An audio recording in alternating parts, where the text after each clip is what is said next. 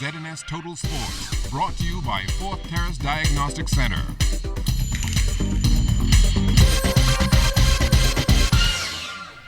Welcome to sports, everybody. 12 of the top high school basketball players from the USA are in town for a training camp put on by Nike. It will all climax 5 o'clock tomorrow afternoon at the Kendall Isaacs Gym as the USA High School All-Stars take on an under-19 All-Star team from right here in the 242. It's going to be a great game. I saw the team play last night. We saw them practice after these guys.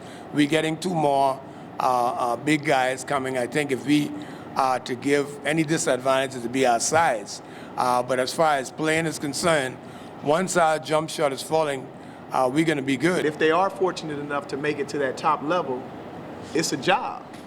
And when you come to work, you got to come to work. So we don't want any playing around out there for these 2 hours or whatever that we're on the court. It's about the business of basketball. And then once you take care of that business, then you can have fun. And that carries over. We're trying to teach them to understand that they need to work at a lot of stuff to get better.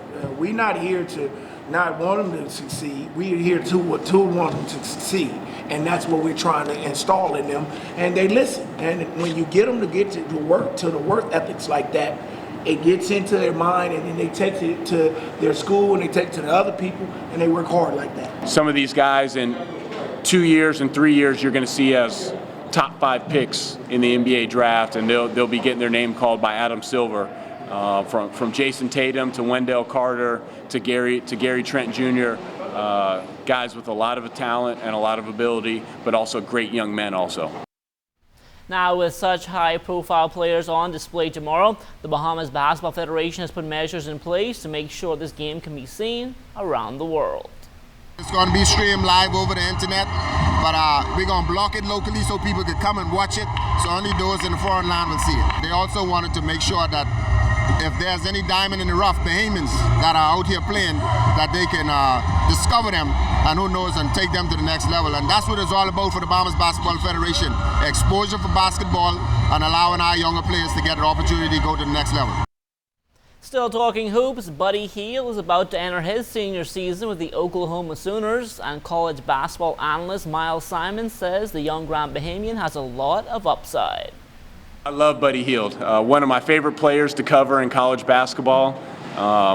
Should be an All-American this year. He's a very hard worker. I've covered quite a few Oklahoma games over the last few years. A tremendous personality, always a smile on his face, always laughing, having a good time. But on top of that, one of the best college basketball players that there is, and I know he represents the Bahamian culture to the best. I'll send him out a tweet today and tell him that he's missing some of the home food. I know he got to come back last year for the tournament and brought all his teammates, and his mom did some home cooking for the whole team. So I'm sure that was great for everybody.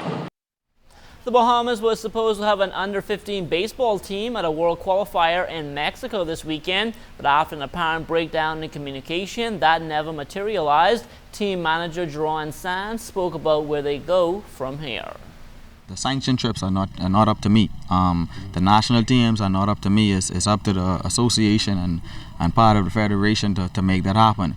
I'm just managing the team. I was given orders to put a team together to get the best 20 guys in the Bahamas to represent us at this World Qualifier, and that is all I can do. But I want to say that we have to do something about the way baseball is in this country, and how we can manage it and how we can move forward to get to these tournaments. Because right now I don't think it's so long that we actually had a national team with all leagues, all islands participating. Mr. Sweden was working really hard to try to pull this off.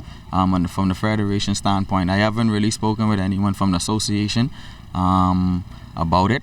But I hope to speak to some people pretty soon and see what's the next step and what's going to happen with baseball in this country. The softball program at JBLN continues to provide opportunities for young ladies to further their education abroad, and that's what it's all about, according to Coach Stephen Bishop-Benaby. 7 or 8 girls have already left to go off to school, and that's what we're really trying to accomplish, teaching them the skills, putting them in a position to be able to incorporate this with the scholastic work at school, and getting off to school. That's our main focus. And we had some good news on the weekend. We had 3 new girls join the program from Freedom Farm, and we get some more girls coming, and that's what it's all about. As we lose, we gain, because hopefully next year we get another 6 to 12 girls going off to school, and we get another 6 to 12 replacement. Even if we get 18, that's well and good. The more, the merrier. What we are trying to do now is develop girls softball in this country. And if this can be the feeding point for the NPSA and anywhere else, we're glad to do it. Team USA recently took part in the Viva Bahamas Cycling Classic, and Coach Toby Stanton spoke about the experience. I think it's really good. The organization is really good. The fields are a little small, but the guys that are here are really good. So it was impressive how aggressive this race was today. They were attacking for the whole time. What about the course? How was it? A difficult course or just a little hill there?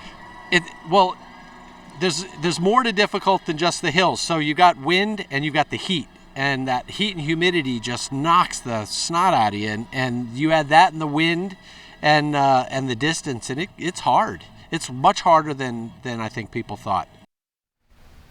We have received confirmation from local organizers that the Bash in the Bahamas Pro Wrestling card has been postponed because of logistical reasons. Gladiator Championship Wrestling is now hoping to put on the event sometime in October, giving our Julian Gibson a little more time to train for his upcoming matchup with the Reverend Dr. Philip McPhee. Now, these are some of the pictures sent in by Julian earlier today from his secret training camp, and he says the anticipation continues to build. Benson, I really don't know why everybody on the planet writing me. Why they want to write Reverend Dr. Philip Benjamin Joshua Emile McPhee? Write him and tell him back off. You know, today, this is a different thing altogether. A letter come to me, Julian Gibson, ZNS, from politicians on both sides of the fence, PLPs and FNM, say, man, they know Rev. They know I could damage him.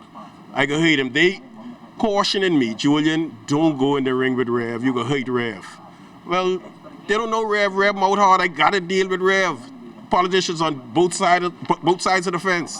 FNM, PLP, DNA. Well, y'all run the country, but I can run Rev. In fact, I've been training. I've been straightening up myself. I've been running. And politicians, that's what I think about your letter advising me to leave Rev alone. Throw it right into the garbage bin. I could put some on you, Rev. Great way to end the week. And that will do it for sports. Stay tuned. The Bahamas Tonight comes back after the break.